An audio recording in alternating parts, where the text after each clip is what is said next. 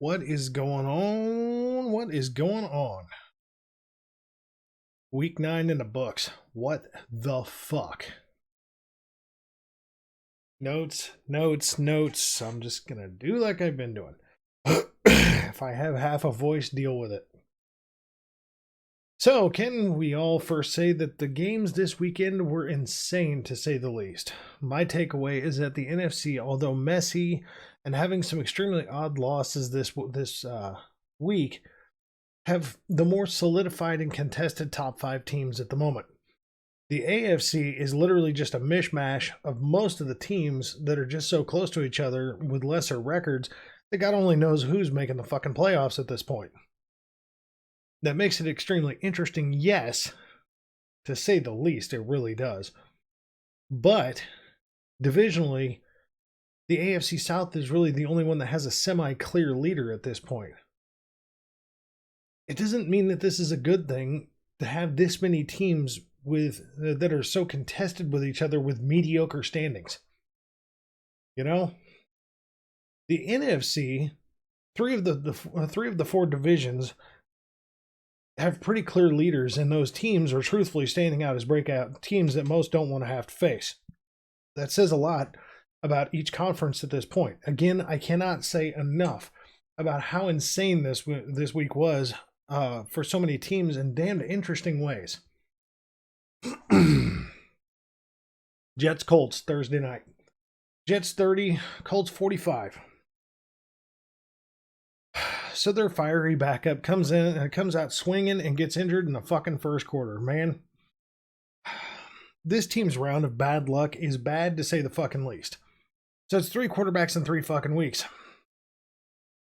That's a bad deal. It really is, especially since offensively they weren't looking bad up until the backup / starter got hurt.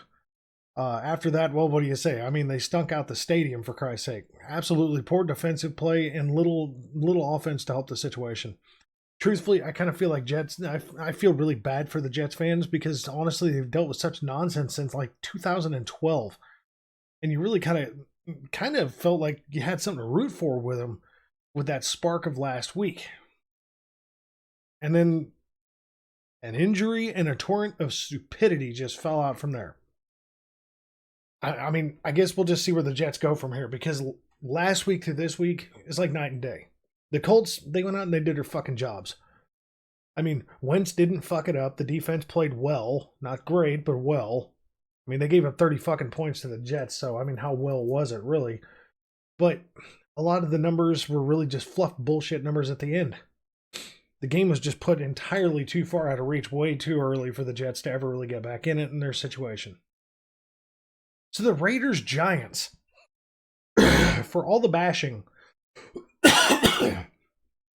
excuse me, for all the bashing that I gave the Chiefs for how shitty they looked against the Giants, I have said over the last couple of weeks that the Giants look pretty fucking scrappy. Do they look great? No. But do they look scrappy as hell? Yeah. Raiders 16, Giants 23. This is a big ouch for the Raiders. When the mediocre Chiefs turn the ball over, struggle, yet still come away with a win, why can't the Raiders do the same against the same damn team? Bad showing today. Carr went 30 of 46 for 296 yards, 1 touchdown and 2 interceptions, and they rushed for 117 yards, but those 2 interceptions were the big killer for the game. Defensively, they just didn't have the juice to stop the Giants, which really kind of says a lot in this game. I don't know if this was just a shit game or what, but they just didn't really seem like they had enough defensively to stop the fucking New York Giants. Yeah. Even when the Chiefs' defense did a better job than the Raiders, that just says a lot. This was just a bad game, or was this just a bad game? Or is this a trend? I'm honestly going to say bad game here. I don't see the Raiders trending downward just yet. I think maybe this is just one of those off-week shit games, kind of shocker-style games. Falcons at Saints. Falcons 27, Saints 25. Yeah. Down to the wire game. Falcons came back with a game-winning field goal. What do you want? This was a game of interest for me specifically because of the Saints quarterback situation. Their, Michael Thomas is ruled out for the rest of the season.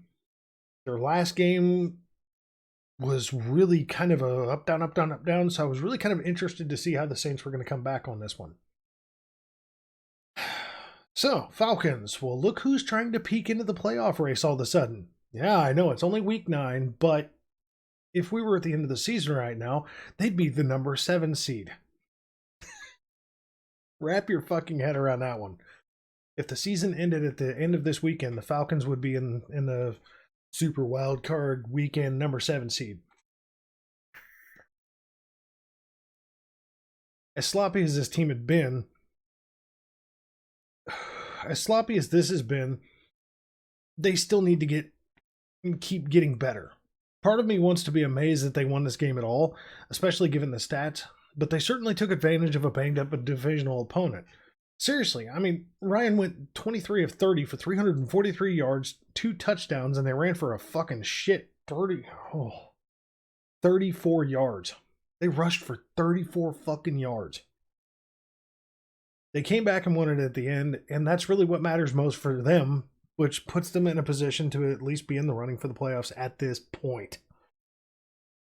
We're week 9 of week 18. Best I can tell you. The Saints. I didn't really know what to expect this week. Start Taysom Hill, start Trevor Siemian. Well, they answered that by starting Siemian. They defensively honestly fell short against this one, but truthfully, it's not that Atlanta's passing offense is bad at all, and they should have expected that. And apparently, they just didn't have the defense that was going to play it close enough to really close them out, because Atlanta right now has been a one-trick pony. It's been pass, pass, pass, pass, pass. Their running attack is shit. Their offensive line can't open holes, and they just can't run the ball for shit in most games. So how do you not scheme for that, I don't know. They just didn't have enough to close it out. That's just the truth. Bills, Jaguars. Fuck my life. Bills, Jaguars. Bills 6, Jaguars 9. Yeah, the Bills are going to the Super Bowl. Bills are going to the Super Bowl. This is why I have fucking trust issues, okay? First and foremost, this is why I have trust issues. People have been talking up the Bills like they're the fucking team that's going to the goddamn Super Bowl. But I'll be damned if they didn't go up against one of the worst fucking teams in the AFC and get their asses just fucking dominated. This is a high-flying, high-scoring, in-your-fucking-face, stacked-up fucking roster that's meant to blow out horrible fucking teams, and they literally got held to 2 fucking field goals.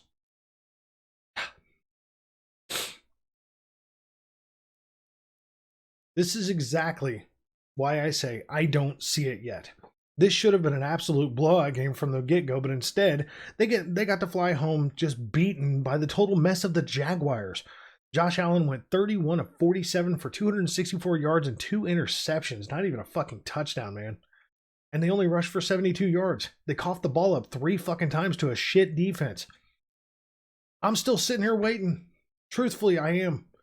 They've got the defense to do the job. They've got the fucking offense to do the job, but the offense is just so fucking erratic.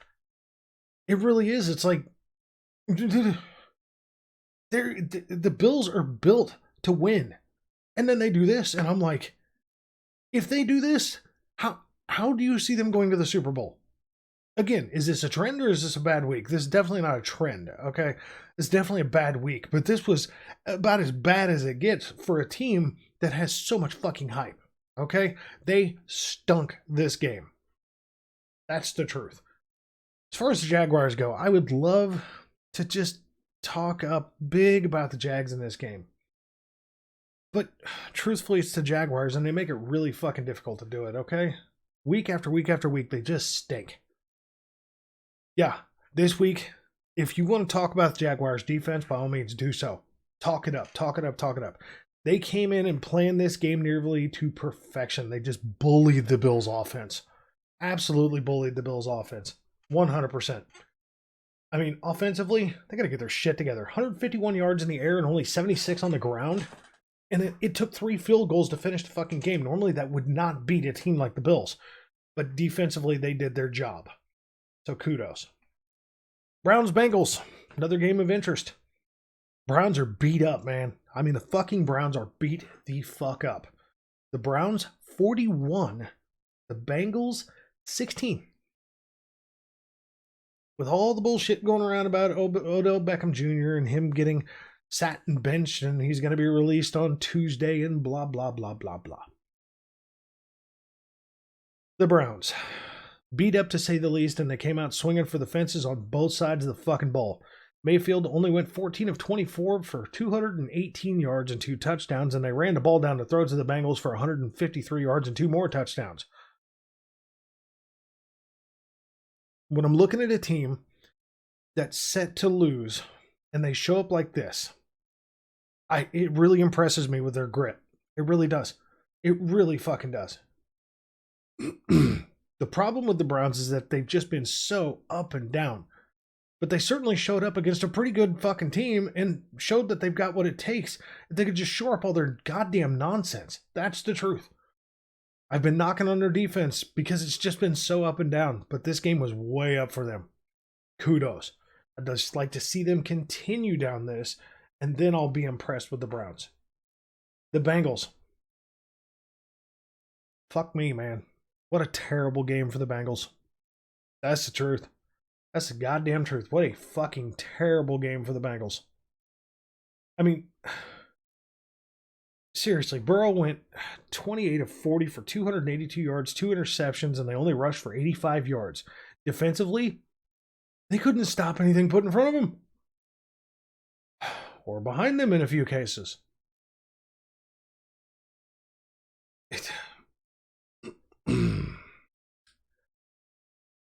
It's just a bad game all the way around. And they've got to hold themselves accountable for these last 2 losses. They just do. That's as much as I can say. These last 2 games that the Bengals have put up are not what I was expecting to see out of this team. This, no surprise, Patriots versus Panthers. Patriots 24, Panthers 6.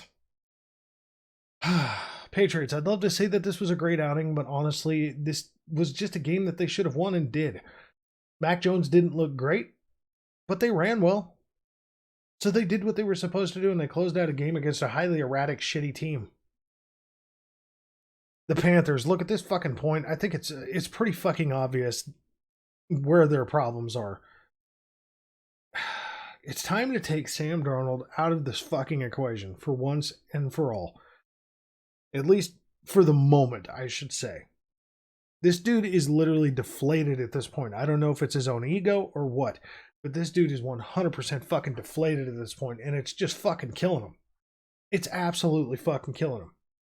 I'm not saying that they should replace him, but sometimes you got, it's like a pitcher on a bad day, If a pitcher has a bad game, you bench the guy for the next game.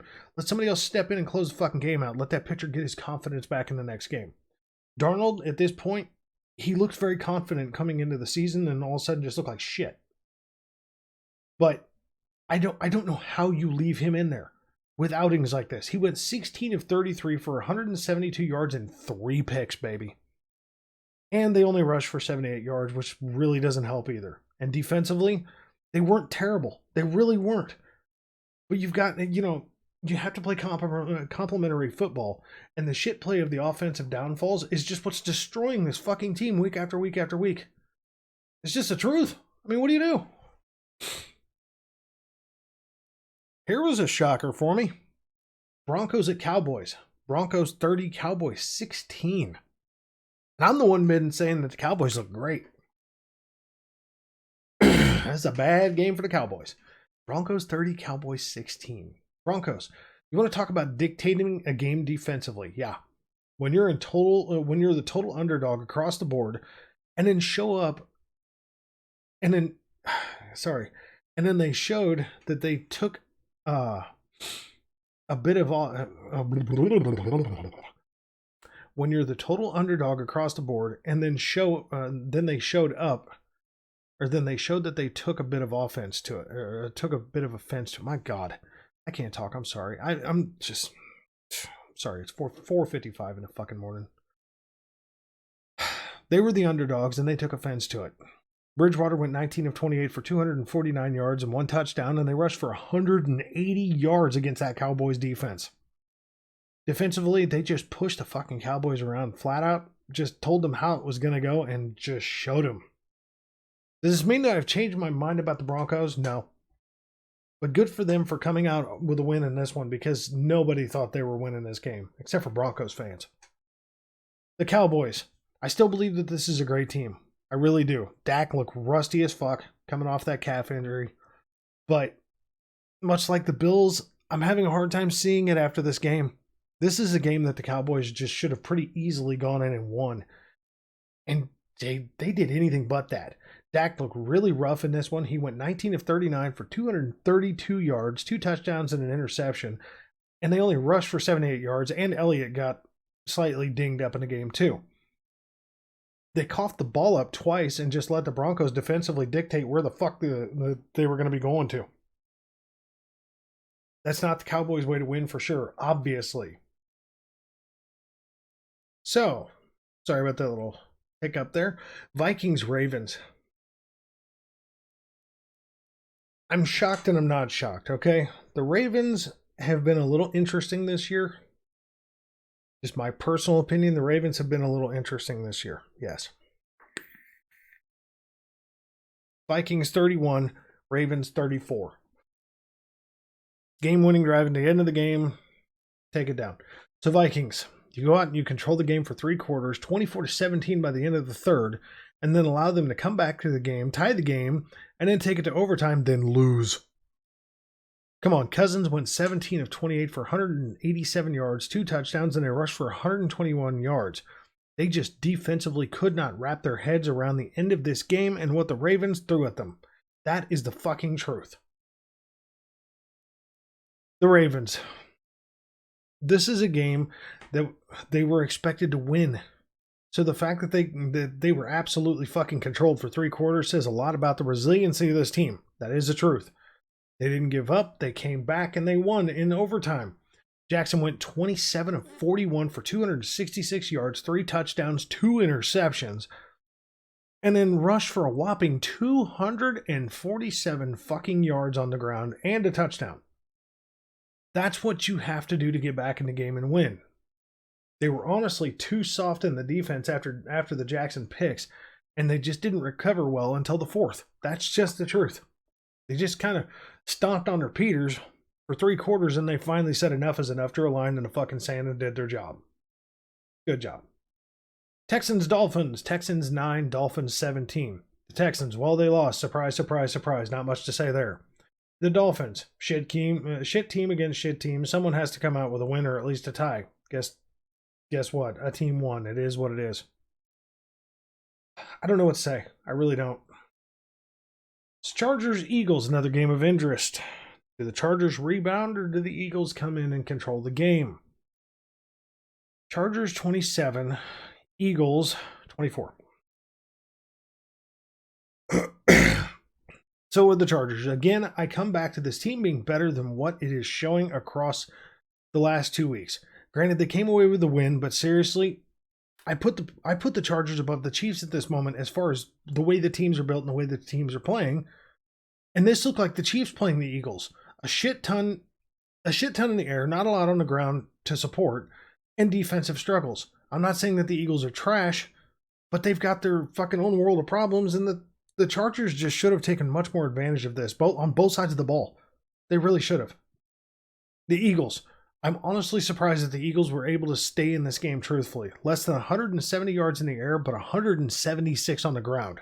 Kudos to that O-line and the running back squad and just the general scheming to come away with 176 yards on the ground against the fucking Chargers defense. That's good. This is rapidly becoming a very one-trick pony appearance for them, though. Whole lot on the ground, barely anything in the air. They really need to get Jalen Hurts more comfortable throwing the ball if they want to find any real success with him. That's just the sad truth, okay? So the Packers and the Chiefs, of course, Chiefs game is going to be a big interest for me because it's home team like always. This was a huge game of interest for me, not for the Chiefs, okay? Honestly, it was because Rodgers was out with COVID, and it was the first start for Jordan Love. Second-year player, first actual regular season start, as far as I can recall.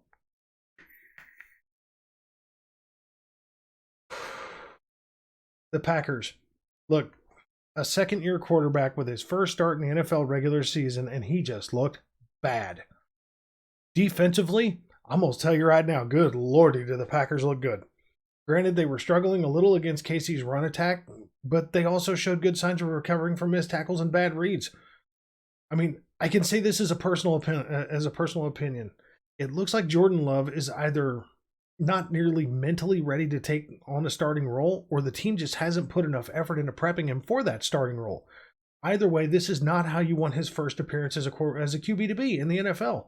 This was a demoralizing game for Jordan Love. This was like nothing was going right. I mean, if it wasn't for a fucked up tackle from Sorensen, he wouldn't have even scored. At least, I don't think he would have.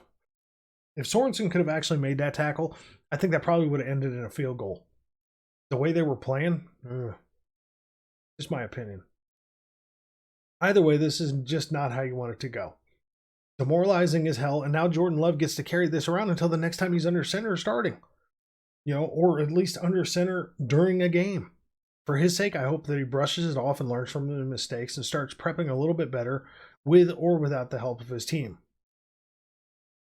The Chiefs, for fuck's sake, can they possibly make an offensive outing look worse? I mean, especially with the roster that they've got. I mean, can anybody argue that the Kansas City Chiefs roster on the offensive side of the ball isn't fucking ridiculously good? I mean, from a player to player to player to player standpoint, they look like an amazing fucking team on paper, but this was piss poor. So many potentially missed plays that it honestly had me almost screaming at the fucking game. Mahomes and the receivers were just shit. I mean, for the most part, the run game seemed to be actually working when they actually used it, but then they just kept peeling away from it. Which, I'm sorry, given how Mahomes and the receivers were playing, how the fuck do you get away from something that's working? Seriously. What do you take away from this? I mean, aside from the ludicrous fucking calls that Bieniemy and fucking Reed were making, getting away from something that was working, look at the good thing. The defense actually played a lot better. Granted, that's not saying a lot because you've got Jordan Love out there in his first start, but that Packers offensive squad isn't a horrible team at all. They're a little one-trick pony-ish at time. Little bit, but they're kind of veering away from that a bit more. But they confused the hell out of Jordan Love. Like, Spags came up and just hid reads and, just hid his scheming and just confused the fuck out of Jordan Love the entire game. And then here we go again with Daniel Sorensen giving up, big ass plays for scores. It's the only damn touchdown. It's the only, it's the only score that the Packers had was Daniel Sorensen getting out of position on a good receiver and then not even able to make a fucking tackle, literally roll off the dude's back and let him run in for a score. I'll tell you right now,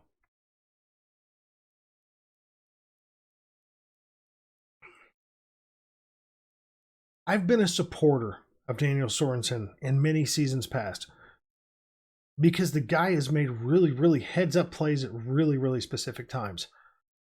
But this season, the Chiefs are seeing nothing but massive levels of regression from this dude.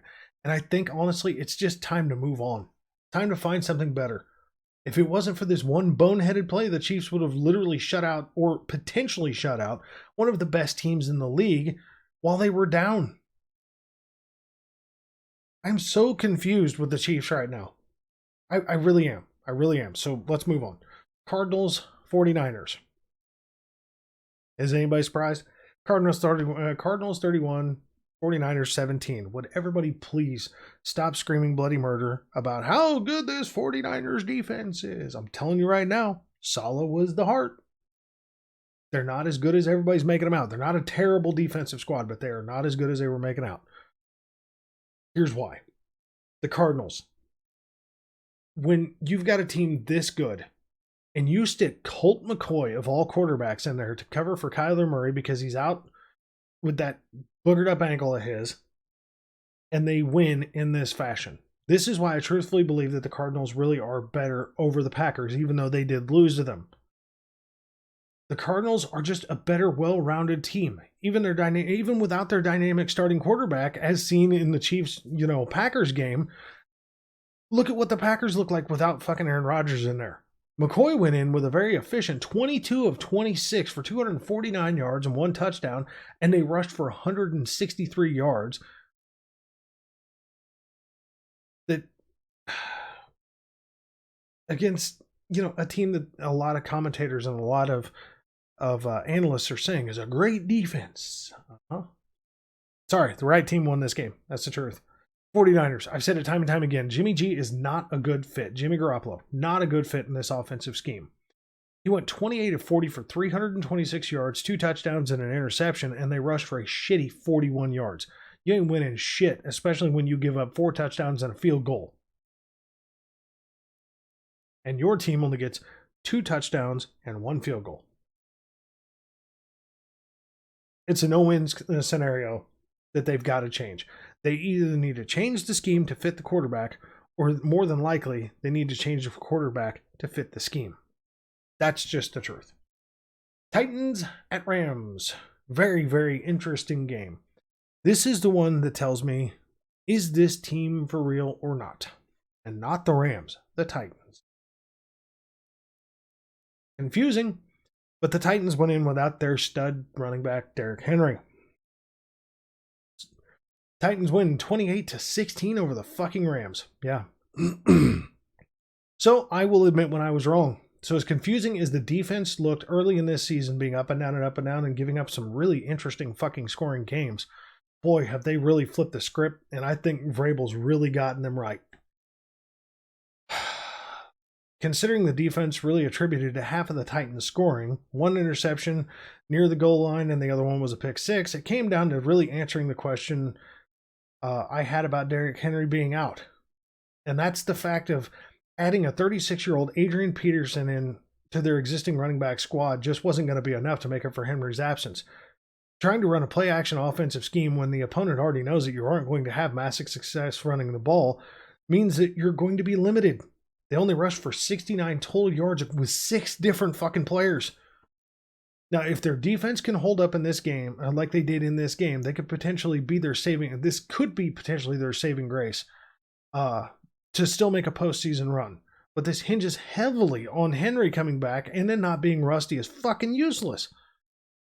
Definitely a team to keep an eye on considering the defensive dominance that they put on the fucking Rams, because that Rams team is no punk offense. The Rams. Let's describe this in 3 things. Messy, tons of penalties, and simply outplayed offensively. And I don't mean offense to offense, but their offense was outplayed by the Titans' defense. I'm going to say this. Sean McVay is not a stupid coach. He's usually very good at second half adjustments. And at the start of this game, the Rams just looked completely fucking out of whack. Protection was terrible. The field position was just over and...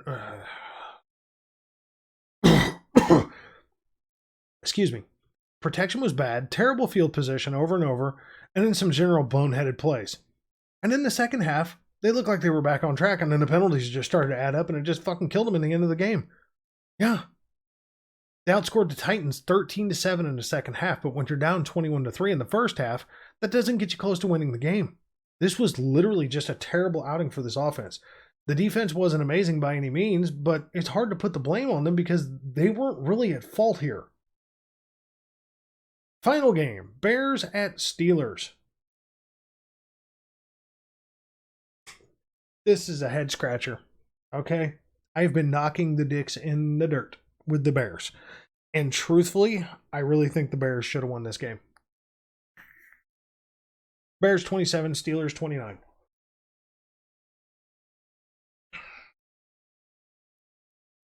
So let's just cover exactly what I feel like transpired in this game, okay?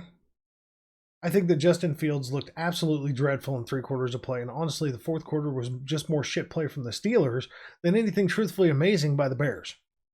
What I will give the Bears is that their defense actually looked really decent, or looked decent enough in this game to a point. They were containing the run, they were stopping the majority of the big plays, which is something that you have to do against Big Ben if you plan on stopping the Steelers. I will say that that very interesting, if not shit, taunting call at the end of the game against Marsh is really what put the nail in the coffin for the Bears to be able to even try to hold on to that win. I mean, you got to give them credit that they gave one hell of an effort in the fourth quarter to make a comeback, but I think reffing really got the better of them on this one because that just looked questionable as fuck. And this isn't me being a Steelers homer because as much as I like the Steelers, I still see the Steelers being very up and down. But I think that was highly, highly questionable. Again, this is why I say I still don't see it with certain teams yet. 3 quarters of absolutely lights out defense and a struggling effort from the offense, to put it mildly. Then, just like that, the defense seemingly fell the fuck apart and literally let an unsettled offensive squad get comfortable to make a rally.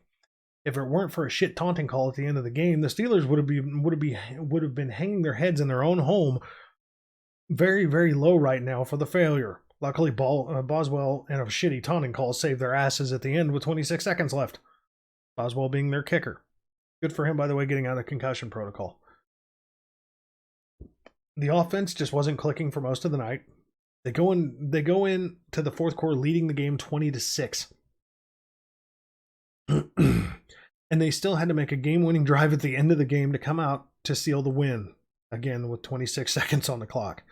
I don't doubt the talent of the roster. I doubt the resolve and resiliency of the team to last for 4 quarters and stick to their game. That's where my question mark is. I'm hoping to see more consistency, but honestly, right now, they're just entirely too erratic. So let's go over the standings really quick, and then we're going to call this one good. So, AFC, Week 9. The Titans sit at 7-2, top of the division. Ravens, 6-2. Chargers, 5-3. Here we go with the AFC West. All four AFC West teams are either in the playoff, well, they're all in the hunt. Okay, the Broncos being the worst of them at this point. But the Chargers sitting number 3 at 5-3. Bills, 5-3. Raiders, wild card spot number 5, or the first of 3 wild card spots, 5-3. Steelers, 5-3. Patriots, 5-4. Chiefs are on the bubble, 5-4. Browns on the bubble, 5-4. Bengals on the bubble, 5-4. Broncos on the bubble, low end of the bubble, 5-4.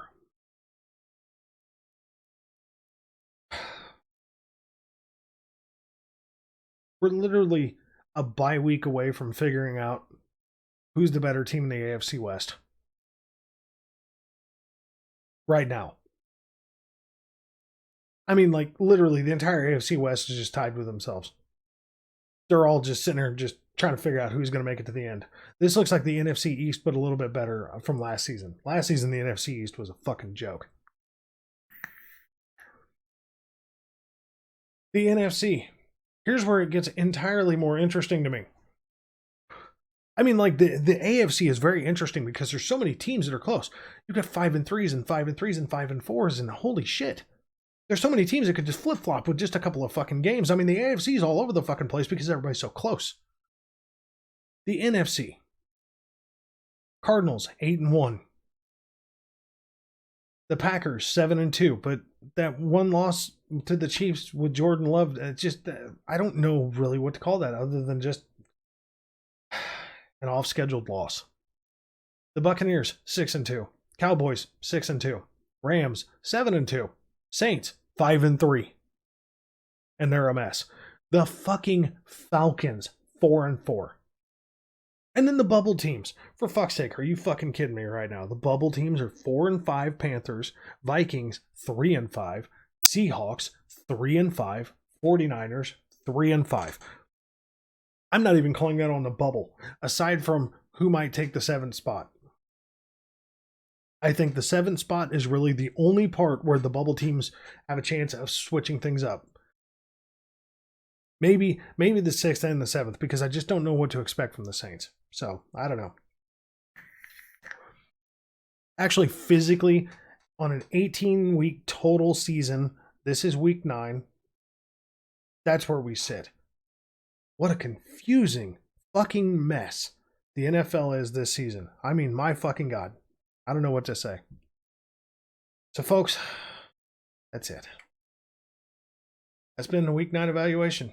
Y'all have a good one.